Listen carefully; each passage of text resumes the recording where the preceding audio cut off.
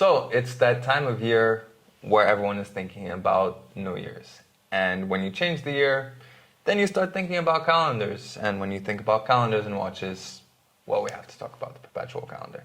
And luckily today here we have not only two perpetual calendars, including one from AP, we also have the Frederique Constant Highlife Perpetual Calendar. They somehow managed to make a perpetual calendar for less than 10,000 euros.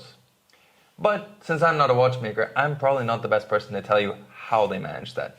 That's why we have Hagen here again, joining us. Greetings. To explain some of the technical aspects, essentially, of how Frederique Constant managed to pull this off, and at the same time talking us through how AP manages to really add value through doing mechanically maybe a similar thing, but taking it on to another level when it comes to the finishing.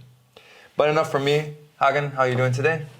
I'm good, thank you. Talk us through a little bit first, what are, I guess, some of the challenges in making and working on perpetual calendar, and then maybe talk us through how Frederique Constant even managed to do this. The perpetual calendar is a very complicated complication, so it's often in watches that are very expensive, and the watchmakers take very long to construct these, and in the service it also takes a lot of time to build this together and make it work. They're very complicated because of there's a difference between the perpetual calendars and the normal calendars.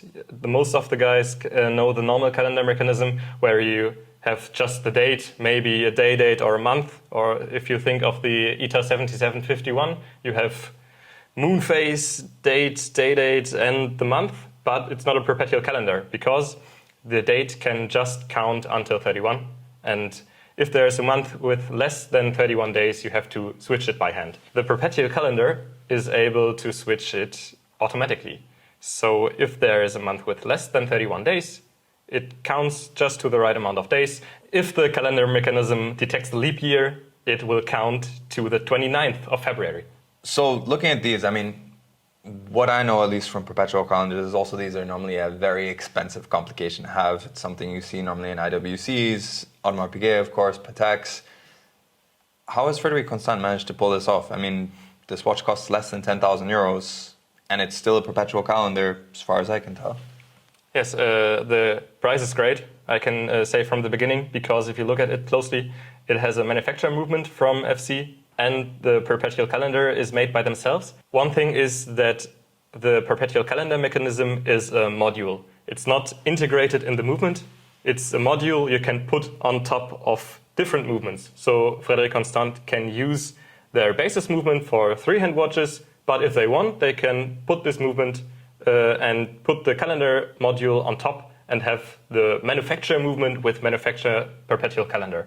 This is still a great price, though, but it's something different if you would have to design an integrated perpetual calendar just for one movement, and you can use this movement just for this complication and nothing else. The finish on the watches is different. If you compare Frederique Constant to AP, the finish from the AP is more fine. I don't know how much they do by machines and how much they use watchmakers to finish the parts by hand, but you can look at the levers, at the different metal springs, and they have this fine anglage.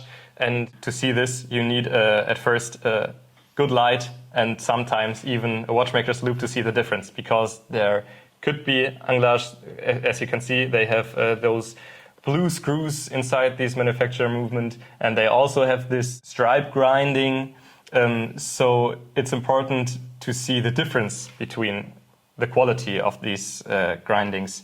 And if you look closely with better light or even a loupe or a microscope, you can see there are small differences, but it has a huge impact on the costs in production. If you just make little anglage that is not so fine and you can't see the difference with your bare eyes, but it definitely has an impact on the price. If you look at this movement, I don't think there is so much effort for the watchmakers for the finish work. You can look at the balance and see on the balance bridge there is this ETA Chron system for regulation. This is a typical system for regulation in most ETA movements, so Frederique Constant did not construct this by themselves. They took one already existing. It works fine, of course, and there are many manufacturer movements that are using these already constructed regulation systems, but there are also watches and manufacturers, they use their own one. So let's have a look at the movement from AP. And what I told about the Frederique Constant movement is that they are using the Eta-Chron system for regulation. And what you can see here is a Gyromax Unruh. A Gyromax Unruh is a kind of balance that uses a kind of screws to regulate. So you don't have this Eta-Chron system, but I think it's also used by Patek Philippe.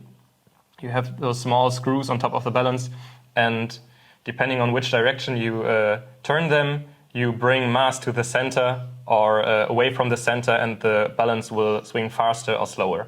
Often in watches that are way more complicated and way more expensive. And what would you say are the advantages to having this system versus Eta-Chron? So if you use this system without a regulator, with mass screws, your watch can be run more accurate. Hagen, which of these two would you pick for yourself if money was no object? Of course, AP one is the more expensive, and if the price doesn't matter, the AP one would be a great choice. But I've seen this one a lot, and I'm a fan of wearing watches that not everyone else on the street can recognize. So the Frederique Constant Perpetual Calendar would be my thing, I think. Well, Hagen, thank you so much for giving us that intro into how perpetual calendars work and how Frederique Constant has somehow managed to pull off the impossible at the end of the day. Well, if you guys enjoyed this video, then please drop us a comment. Of course, if you liked it, make sure you like it and share it.